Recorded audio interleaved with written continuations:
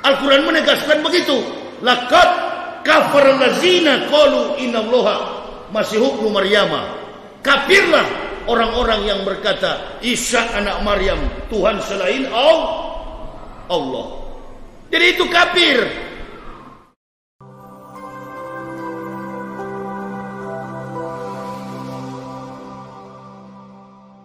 Fondasi keislaman yang ada pada kita ini kadangkala tidak kokoh.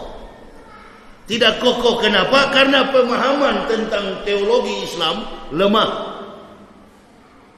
Nabi satu-satunya yang mengatakan akan datang Nabi kita Muhammad sallallahu alaihi wasallam adalah Nabi Isa.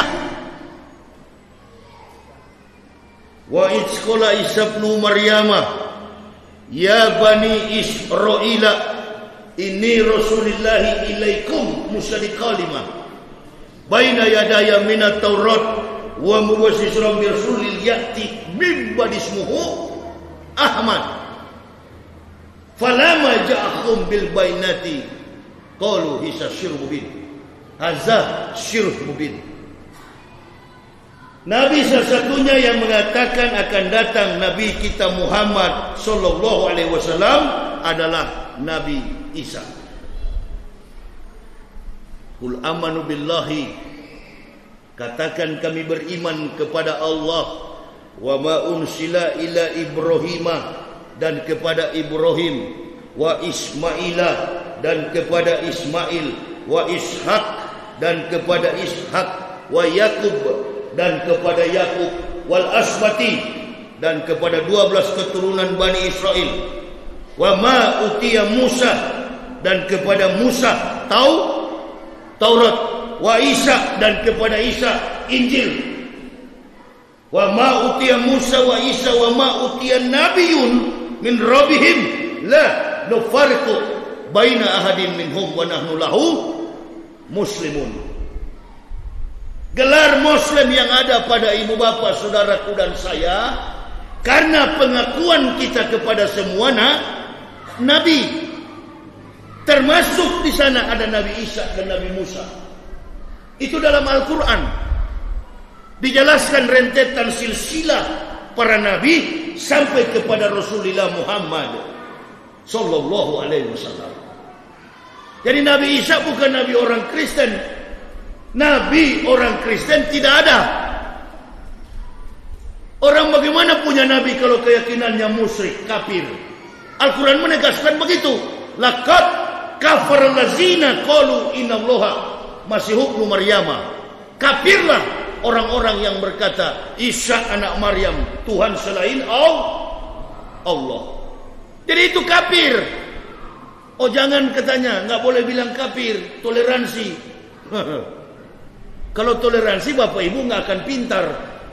Besok-besok bisa dimurtadkan oleh agama Kristen. Dan itu sudah terjadi. Sudah terjadi saat ini. Banyak saudara-saudara kita di Pulau Jawa sana murtad akibat tidak paham. Nabi kita, Nabi Isa, satu-satunya Nabi yang mengatakan akan datang Rasulullah Muhammad sallallahu alaihi wasallam.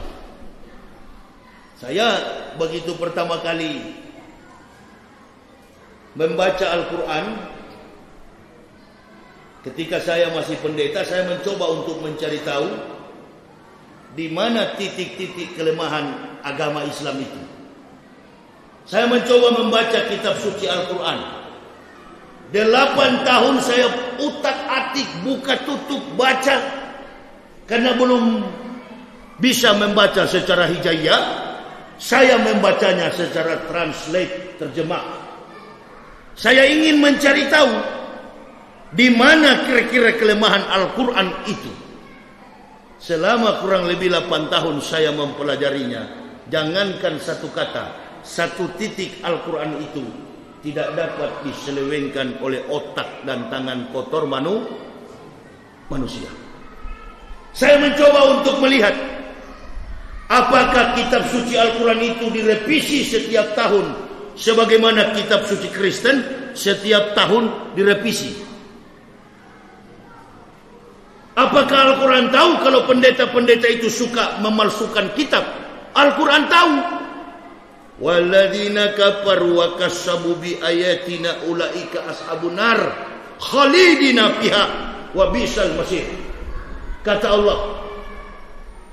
Dan orang-orang kafir, ahli-ahli kitab yang mendustakan ayat-ayat kami tempatkan mereka ke dalam neraka jahanam. Itulah seburuk-buruk tempat kembali. Jadi ahli kitab itu kerjaannya suka memalsu-malsukan, suka membohongi, suka merubah-rubah kitab. Kitab Injil itu, ibu bapak, tidak pernah ada dalam bentuk buku begini. Tidak pernah ada dalam bentuk seperti Al-Quran yang tertulis secara letter-let. Sekali lagi, kitab Injil itu tidak pernah tertulis sampai hari ini dalam bentuk manuskrip, dalam bentuk susunan naskah secara teori, letter-let, dalam sebuah kumpulan buku atau kitab. Pada waktu Nabi Isa datang ke dalam dunia ini, dilahirkan pada tahun 6 sebelum Masehi. Perhatikan baik-baik, ini sejarah. Nabi Isa lahir 6 sebelum Masehi, bukan tanggal 25 Desember. Isa dilahirkan pada tahun 6 sebelum Masehi. Nabi Muhammad dilahirkan pada tahun 571. Berarti rentang waktu antara Nabi Muhammad dengan Nabi Isa 576 tahun. Apakah pernah Nabi Isa berjumpa dengan Nabi Muhammad? Lalu Nabi Muhammad mengatakan kepada Nabi Isa, apa mat? Dia jumpa di warung makan tak kena juo. Lalu Nabi Muhammad bilang kepada Nabi Isa, apa mat? Kalau nanti antum datang sebagai Nabi, tolong dong sampaikan saya akan datang juga sebagai Ahmad, sebagai Muhammad, sebagai Nabi. Ada kira-kira pertemuan antara Nabi Isa dengan Nabi Muhammad? Mustahil, tidak logik, tidak masuk akal. Saya terangkan begini kepada beberapa ratus bahkan ribuan orang Kristen yang kemudian mereka masuk Islam. Tidak pernah Nabi Muhammad berjumpa dengan Nabi Isa alaihissalam. Atau supaya lebih mudah begini deh. Ini beliau umur berapa sekarang antum? 52 tahun. Tanya kepada beliau, apakah 25 tahun yang lampau? Apakah 30 tahun yang lalu beliau mampu mengingat peristiwa secara detail, sistematis, and kontekstual dengan apa yang dialaminya 30 tahun, termasuk perhitungan-perhitungan angka dan waktu yang terjadi? Mampu nggak kira-kira memori Pak Haji? Mustahil. Memori manusia ini mampu mengingat peristiwa. Insya Allah 20 tahun yang silam itu memang memori IQ-nya sudah di atas rata-rata. Ukuran otak cerebral cortex-nya sudah seperti Einstein. Baru dia mampu mengingat secara detail angka-angka itu. Tapi kalau kita orang Asia begini, jangankan 10 tahun, 5 tahun ke belakang kita sudah lupa. Artinya begini, ibu bapak, saudara-saudaraku rahimakumullah. Bagaimana mungkin Nabi Muhammad tahu tentang Nabi Isa? Jaraknya 576 tahun. Lalu mengisahkan rentetan sejarah tentang Nabi Isa secara detail, secara teologis dan rasional. Adakah kira-kira orang yang memberitahukan kepada Rasulullah Sallallahu Alaihi Wasallam sebagaimana seorang sarjana menyusun skripsi, membuat program pasca sarjana, tesis hingga program doktoral, dengan memperbanyak referensi. Apakah Nabi Muhammad pernah mengecap pendidikan formal? Mencari rujukan referensi, mencari alasan dan argumen ilmiah untuk membangun, menyusun kitab suci Holy Quran. Apa beliau mampu? Sementara yang kita tahu di dalam kebenaran kitab suci Al-Quran itu tidak hanya bercerita tentang surga dan neraka, ancaman dan kasih sayang, tetapi di dalamnya kaya dengan penemuan-penemuan science and technology. Saya kasih contoh satu ayat. Sampai ada ahli kandungan masuk Islam, mengakui Islam agama yang benar. Profesor Dr. Maurice Bucaille.